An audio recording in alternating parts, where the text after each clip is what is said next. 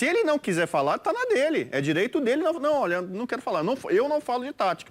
Temos vários outros exemplos de treinadores que falam. Né? Inclusive assim o Abel Ferreira. Será um tema mais à frente. Temos jornalistas que não gostam de falar também de tática. Tem companheiros que também não gostam muito disso, né? São mais resultadistas, ganhou, perdeu, tal. Falam mais de outras histórias, questões mais humanas. Alguns gostam mais de estatísticas do que outros. Isso serve para jornalista e também para treinador.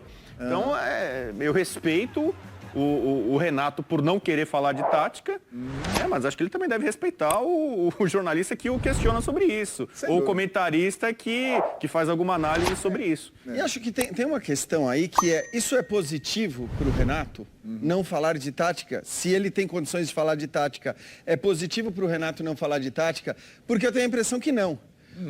Ninguém vê o Renato como um grande estrategista, ninguém vê o Renato como um cara cuja tática é o grande ponto positivo como técnico. Todo mundo fala, quando fala do Renato do ponto de vista da gestão do grupo, do cara que chega e consegue controlar os jogadores, tirar o melhor dos jogadores, porque, ok, ele mesmo já disse que escuta os jogadores para saber onde eles preferem jogar e a partir desse momento os coloca ali. Mas eu acho que isso, de alguma maneira, o não falar de tática, porque quando ele fala de tática, ele não está falando para a gente, para os jornalistas, ele está falando para o torcedor.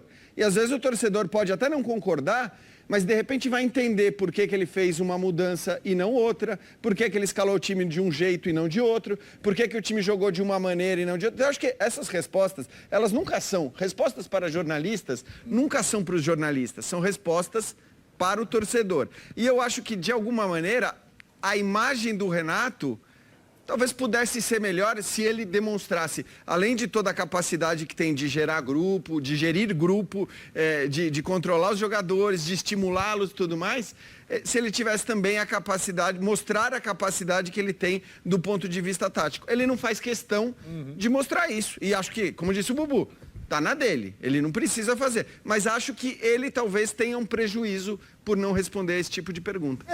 Zinho, parece que é um tema que está incomodando um pouco o Renato, né? Porque, sem dúvida, ele é um técnico que se firmou, vem crescendo cada vez mais nos últimos anos, mas sempre tem esse questionamento da parte tática, e aí ele falou que tática é com vocês, comentaristas, hein, Tetra? Cadê você, Tetra? E eu amo, eu adoro. Eu adoro, né? Mesmo porque eu sempre fui também um atleta, um jogador tático, né? Então, a minha especialidade e até como curso de treinador que eu fiz, foi visando isso também, aprimorar essa parte tática e também os conceitos de treinamento.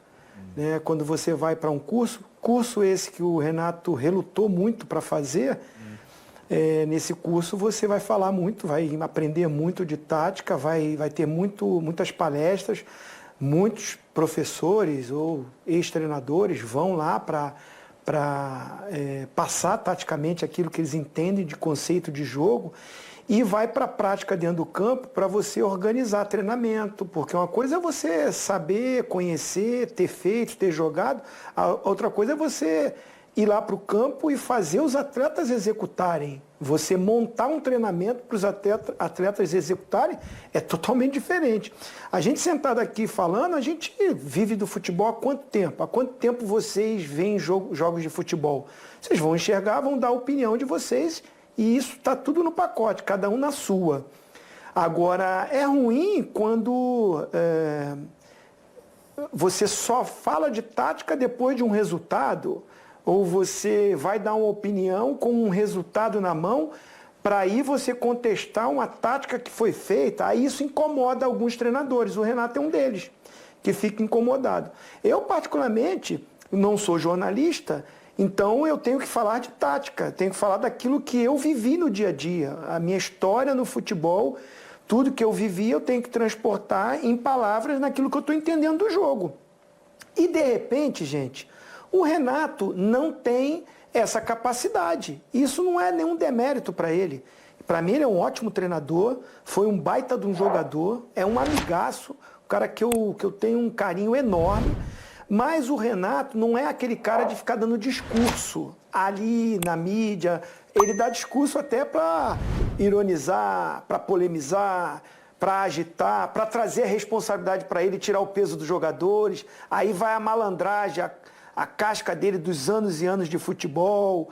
Ele sabe tirar o foco de uma situação e trazer para outra, para tentar mudar isso e a pressão diminuir. Isso ele é craque para fazer, mas de repente sentar ali, pegar o microfone e expressar, falar em palavras aquilo que ele entende, não é todo mundo que sabe fazer isso. Não é fácil. Como também tem muita gente que fala bonito demais, mas na hora de executar ali no campo, não sabe. Não sabe fazer os jogadores, convencer os jogadores. Eu conheço muitos, hein?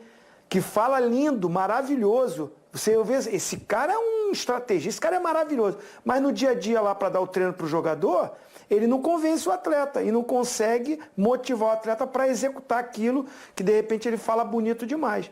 Acho que cada um na sua, o Renato não quer falar, não é a dele.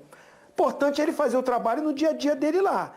Ele fazer com que os jogadores, taticamente, cumpram as funções que ele quer. Se ele fizer isso, a nação rubro-negra vai estar feliz, vai ser bom para a carreira dele, porque os títulos vão acontecer. Eu só não entendi, Zinho, que queria entender de você mesmo, porque quando você fala, de repente ele não tem a capacidade de falar, ou talvez você acha que a tática não seja de fato o ponto forte dele, porque inclusive tem muita gente que dizia que nos tempos do Grêmio não era exatamente, as ideias táticas não vinham dele. E eu tô contigo, eu acho que ainda que não sejam, sobretudo no futebol brasileiro, o que o Renato tem de bom é muito importante, tem um peso muito grande. Aqui pesa mais do que lá fora. E isso não sou eu quem está dizendo, eu já ouvi isso de vários jogadores importantes que atuaram um tempão lá fora. O Cafu, por exemplo, certa vez falou isso, que a questão tática ela é muito mais valorizada no futebol europeu, por exemplo, e que essa gestão de grupo, que ela é importante, evidentemente, em qualquer lugar, em qualquer país, em qualquer liga, mas ela tem também um peso maior aqui.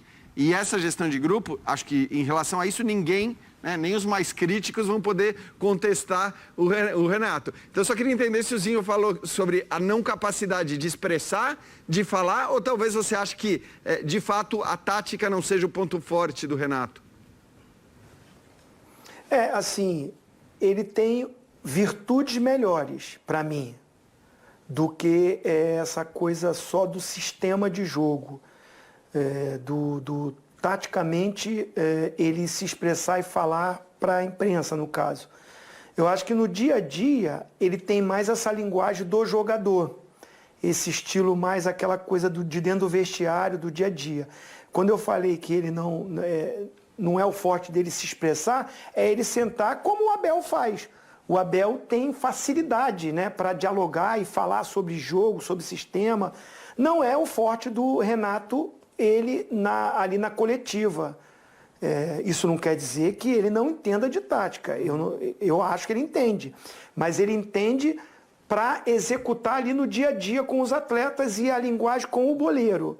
Mas na frente das câmeras ou para palestrar, para ir para um curso, ele ser o palestrante do curso de tática da UEFA. Não é a dele, não é o estilo dele. Ele não se sente à vontade para isso. Pelo que eu conheço do Renato. Não é o estilo dele, ele não tem esse linguajar bonito que hoje mudou as nomenclaturas, Antigamente a marcação pressão virou hoje a marcação com linha alta, O jogo conservador, antigamente era retranca. Então, assim, essas linguagens que mudaram no futebol hoje, mais modernas, não sou contra nem a favor. Eu só não acho que a gente tem que desprezar o que era feito antes. De repente, o Renato não tem essa linguagem. Não é o linguajar dele. E aí ele prefere não ficar dialogando isso. Quando ele vem com essa de, eu não vou falar porque o adversário, o adversário já sabe como o Flamengo joga. Tá toda hora na televisão. Hoje, se você quiser montar um treinamento, você entra no YouTube, vai lá, clica, treinamento do Klopp, ou treinamento do Mourinho, sim, de qualquer treinador aí, de nome, vai estar lá. Isso os iniciantes aí, a garotada que está fazendo os cursos, eles, de repente, têm até muito mais conteúdo de treinamento do que muito treinador que está há anos na bola. Então, assim, o futebol não é só a tática, ela é fundamental, importante também. Mas tem outras virtudes que o Renato tem e são maravilhosas que o faz, né, para mim, o faz ser um dos melhores treinadores de futebol brasileiro. Perfeitamente. Olha quem está lá no nosso telão, ali atrás de Jean Oddi. Ô, rapaz, seja bem-vindo, Gabigol. Artilheiro da Libertadores da América, com 10 gols nesta edição, mas não fez na semifinal, né, Gabigol? Com certeza a expectativa da torcida do Flamengo é que ele faça lá no dia 27 de novembro. E do outro lado, olha quem está lá.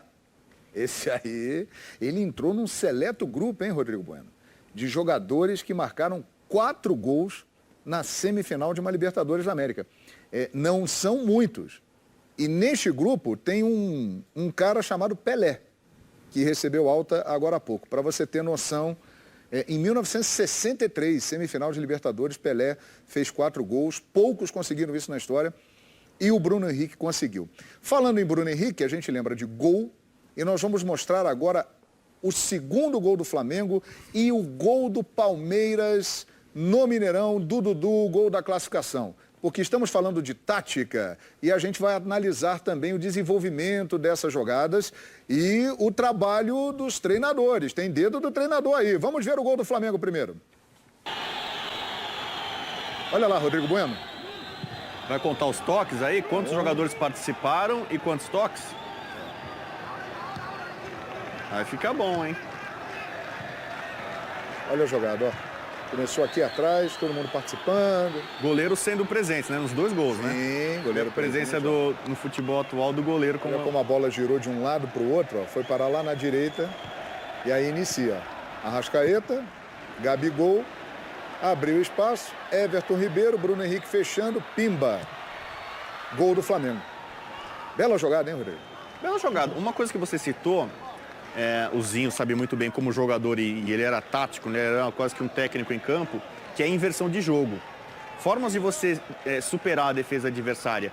Troca de passes em velocidade, jogada pelos flancos. E a inversão de jogo você acaba surpreendendo, né? Então você vê essa mudança de bola, a paciência que o Flamengo teve para circular entre vários jogadores, vai abrindo espaços na defesa adversária. E aquele gol lá do time do Flamengo e agora o gol do Palmeiras, Jean Oddi, que também teve uma sequência ali de troca de passe, uma jogada trabalhada.